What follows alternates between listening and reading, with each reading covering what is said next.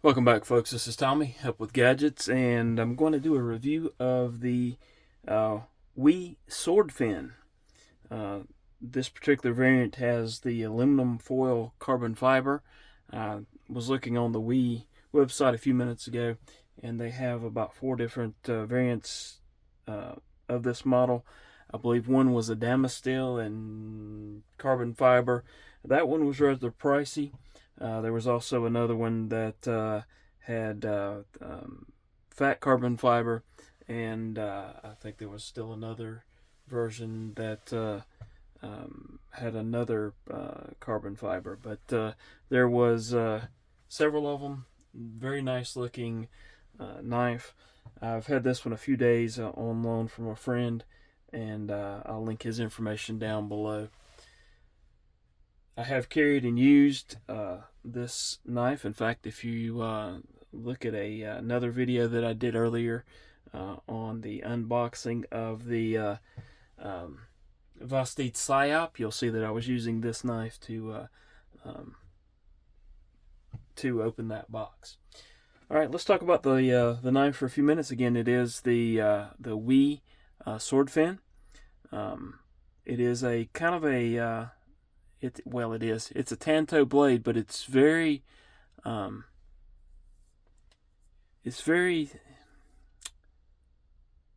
what's the word I'm looking for? It's not an aggressive Tanto. It's a very subdued Tanto, if you will. But I actually kind of like this one. I'm not normally a fan of thumb studs or Tanto blade, but this one works quite well. You can use the thumb studs to open, as well as the front flipper there, and that front flipper works really well. So I think I can reverse flick off the thumb stud, but it's not the easiest to do. I think there's on the blade. It's very subdued, but you can actually see it says CPM 20 CV. Let's see if I can get it to show. It may not. There, just on the edge of the blade there, peeking out from under the scales. Again, this is aluminum foil carbon fiber. It's overlaid on titanium liners. The blade finish that they're calling this is a silver bead blasted, and it's really nice. I tend to like bead blasted, pretty much anything but satin. Although I do have several satin bladed knives. To me, the stonewash or the silver bead blasted, or however you might call it, tends to hide any imperfections a little bit better than a satin blade. All right, Meads is the designer, and the from what I read, the thumb studs are titanium, backspacer's titanium, the clips titanium, the pivot caps are titanium, and I believe even the body screws are titanium. So some quality materials in this particular knife. You can see that it has a rather unique clip that flows well with the knife itself. It does have a little bit of a bill there, so you have to be careful in pocket that it doesn't catch on anything. I didn't have a problem with it really, and going in and out of pocket was a breeze, not a problem at all. You've got the pivot with the logo there on that side, and just a plain T8 screw on that side. T8 body hardware, and if you want to see the disassembly, just click on the disassembly video on this on my channel. I do try to do a disassembly video on any knife that I review. All right, moving on. Let's look at some dimensions here before we do anything else. So, trying to line that up, you can tell that the blade length is a little bit over 3 1/4. Make sure I have that lined up there. All right, the blade length's a little bit over 3 1/4. The overall length is right at well, just over 7 1/2. We've got a little bit sticking out there, so just over 7 1/2 inches for the overall length. All right. You can see that the profile is what you would typically see on most pocket knives. Nothing major with a lot of the blades sticking out of the handle. We can compare. Well, let's go ahead and weigh it first, then we'll compare do some size comparisons. All right. Let's move that up. Let's get that from touching that. And let's let it tear out. And we've got 3.55 for the weight. That 3.55 ounces for the weight. That's about what the specs said. I think specs were 3.4 or something like that. So pretty close to that. All right, let's get that out of the way. Let's look at the profile compared to some other knives. This is the American Blade Works Model 1, Wharncliffe. Let's look at the Petrified Fish Mini Beluga. That give you kind of a comparison of the profile. That's a Oz Machine Company Roosevelt there, and a Asher Knives.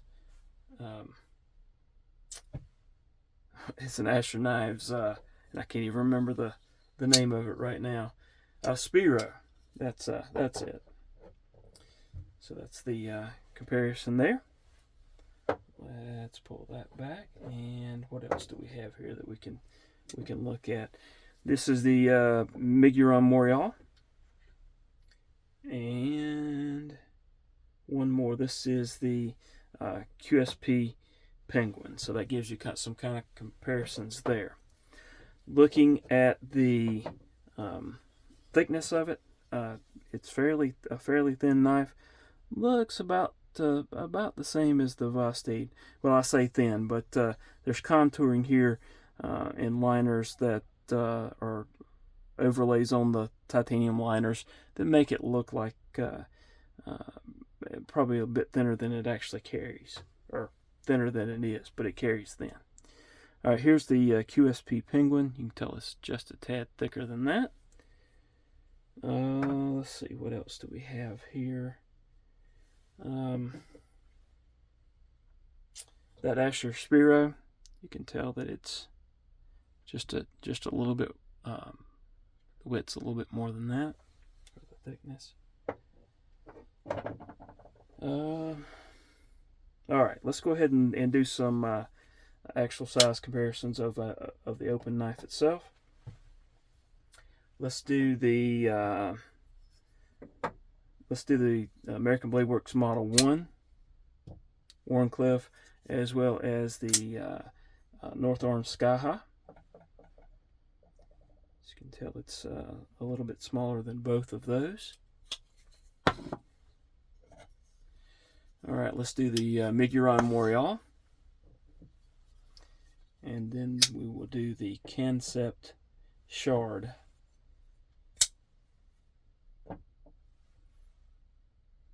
Okay. You can tell it's a little bit bigger than the Morial. Let's do the Kaiser October. And a similarly shaped knife, the Vastid Hedgehog.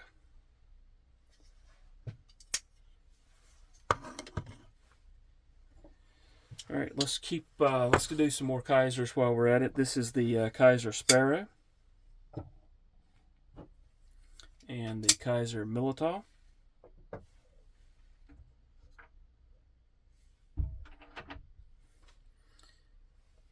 right.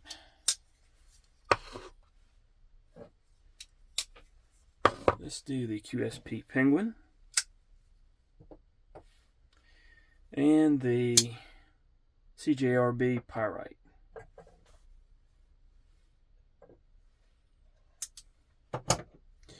Let's get a couple of Demcos. This is the 80-20.5 and the Shark Cup.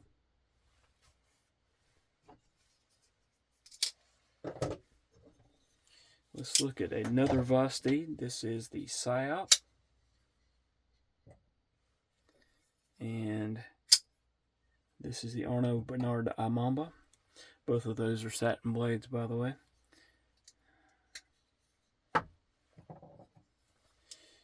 Let's pull up the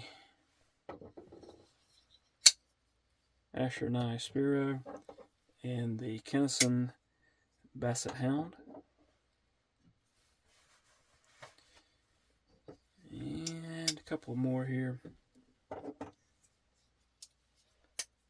This is the Eutectic Everyday Field Duty, EFD, and then Eutectic Binary. This one is not out yet. I think they'll be out in October.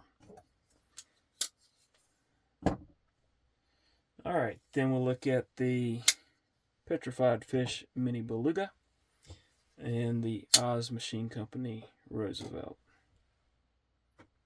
Alright. And then last, but certainly not least, let's take a look at the Microtech MSI,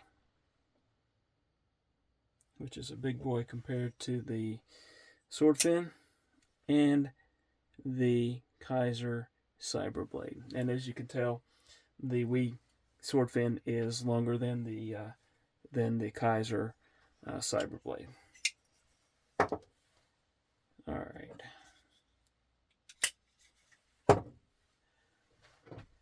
All right, so that takes care of comparing against some other knives. Let's look again at the opening methods. We have the thumb studs as well as the front flipper, and that works well.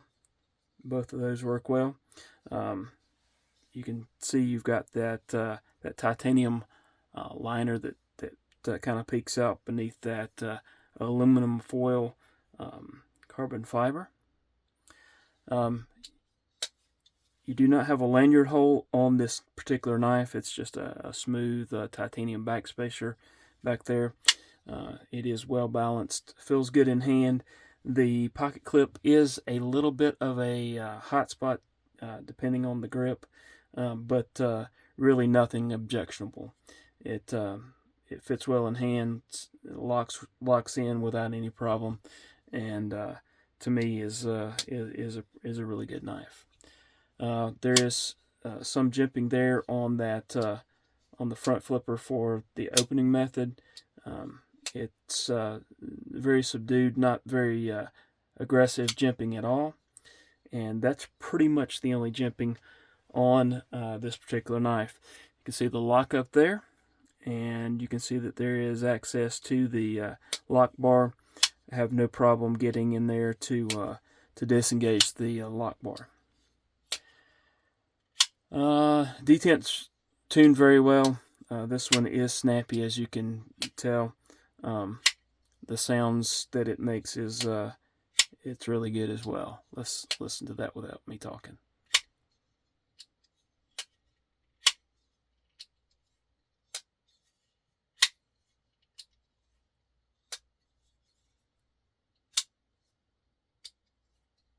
So there you go. We've already talked about blade finish, scale materials, and all that kind of good stuff, so I think that pretty much does it.